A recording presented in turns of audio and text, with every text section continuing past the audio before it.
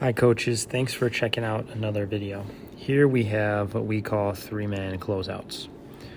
So in this drill, which was adapted from a drill I saw Alex Sarama do, we have 2 defenders with 2 basketballs and 1 offensive player who starts outside the 3-point line.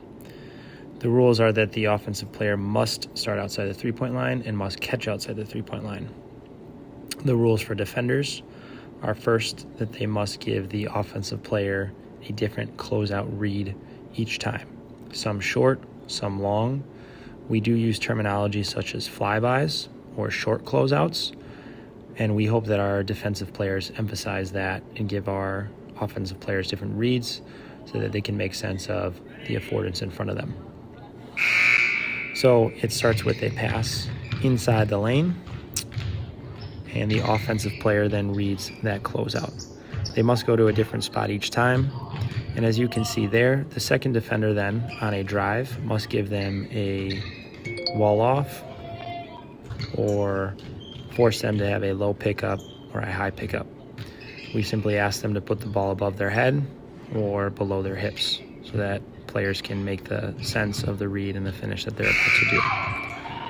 So we usually go for about 30 seconds, 45 seconds, or a minute. And in this activity, we have players compete with one another at each hoop. So in this case, Isabella, Cass, and Madison are competing against one another. And we generally have a rule of 1 point per made basket. So you can see on that one right there, Cass caught and read the closeout, and then read the second defender. And again here for a little slide by finish. Now, the cool thing about this drill and activity, and why I like it so much, and why we like it so much, and why it was an awesome one to adopt, is that we are simply creating rules and an environment in which players have to couple action with perception. So we have never or haven't taught any of these players explicitly a Euro step finish or a slide by or step throughs. In this context, we haven't taught that in a vacuum. But you'll see here with Madison as well that those solutions start to naturally emerge after they're reading the closeout and then the secondary help. As an example here, ball above the head, Madison makes the read and perceives the affordance in front of her for a low pickup.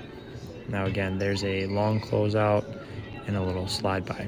Again, it is representative because you're not going to make every single one in a game, but what we're hoping is that we can expand our players' finishing techniques and create an environment in which they are perceiving action, or coupling action with perception. So that was the end of the first round.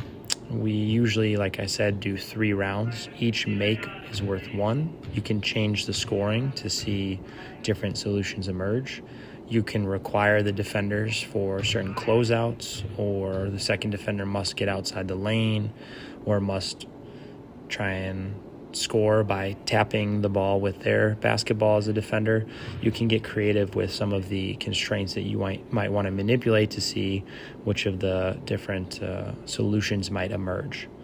So again, here we're just trying to figure out the 4th round, but Isabella will go one more time.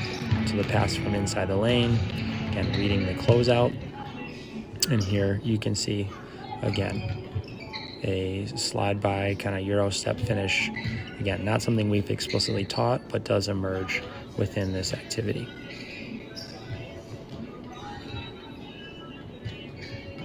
There's another one, and it's great that she had an opportunity to complete another one and finish through that same look, but just slightly different, and then ends with a make. So that is an example of a activity that we like to do that gets shots up, that adds variation, that makes an environment with different affordances for our players to couple action with perception, and is representative of what they might see in a game.